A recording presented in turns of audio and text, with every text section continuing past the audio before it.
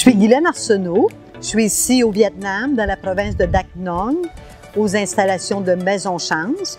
Je suis ici avec un groupe de bénévoles pour l'organisme CACIRA, un organisme québécois. La mission de CACIRA, c'est de permettre aux Québécois de vivre une expérience communautaire tout en vivant une expérience de solidarité internationale avec les organismes qu'on va aider. Donc, il y a des organismes qui ont des besoins, ils nous les présentent et on va apporter la main-d'œuvre et un peu d'argent pour faire les travaux. Au niveau de Maison Chance, c'est un organisme qui existe déjà depuis plus de 25 ans, qui vient en aide aux personnes handicapées, handicapés physiques, handicapés mentaux et aux jeunes qui ont moins de ressources financières pour pouvoir étudier au niveau public.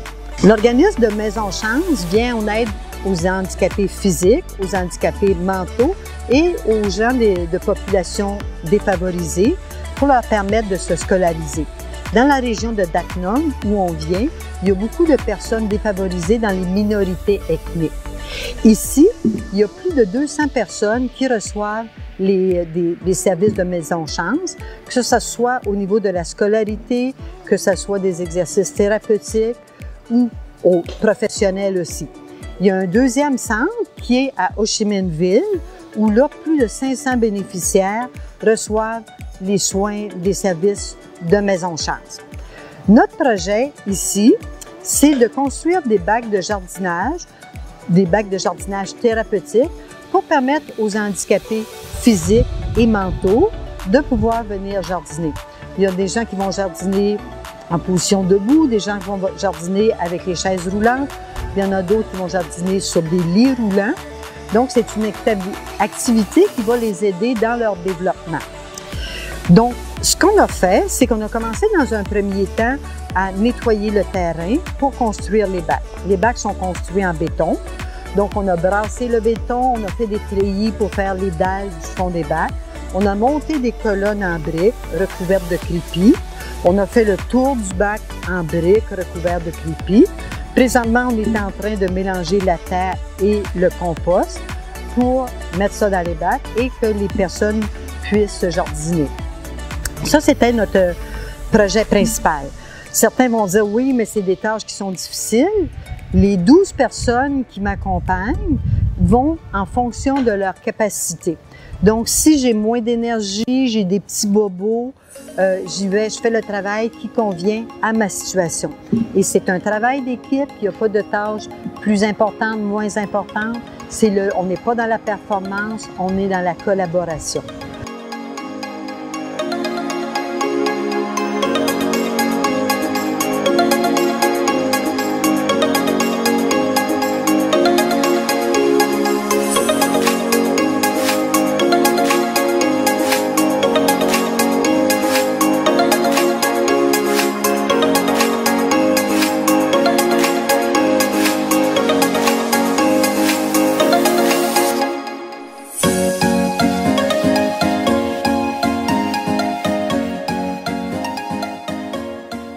Le deuxième projet sur lequel on a travaillé, c'est qu'on a aménagé les espaces existants pour recevoir des chèvres et on est allé chercher une quinzaine de chèvres pour permettre aux gens de vivre des expériences thérapeutiques avec ces beaux petits animaux. Notre plus petite chèvre, elle avait 2 jours.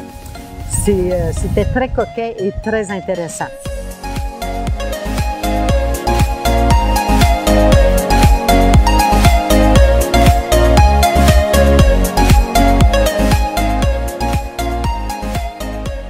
On a eu un troisième projet qui était de préparer des endroits pour l'agriculture.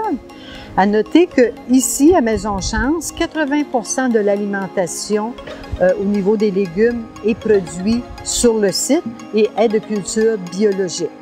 De la façon que ça a fonctionné pour nous, c'est qu'on était en contact avec Dui. Dui est un résident de Maison Chance. Il est arrivé ici il y a plus de 23 ans. Sans scolarité. Il a eu sa scolarité ici à Maison Chance, à Ho Chi Minh. Il a appris l'informatique, il a appris le français. Donc, c'était facile pour nous de communiquer ensemble et d'être accompagnés de Dui qui parle français.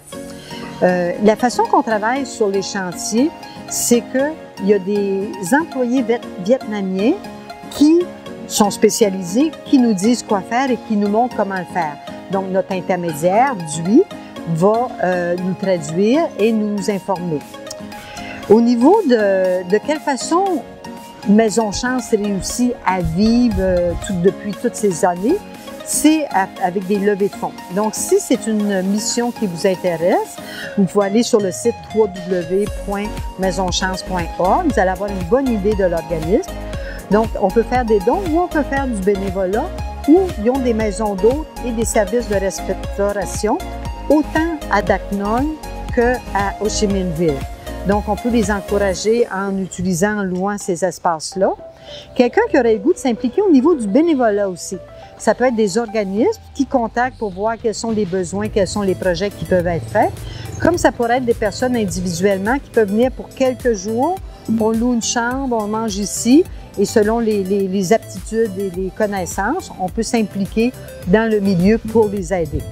Pour nous, c'était une expérience incroyablement enrichissante. On vit sur les terrains, on côtoie les personnes, on sympathise avec eux, on vit une belle expérience entre nous et on a l'impression de faire du bien. Et un des cofondateurs de Cassira, le padre, Roger Fortin, disait toujours que le travail est un prétexte à l'amour. Et c'est ce qu'on vit pleinement.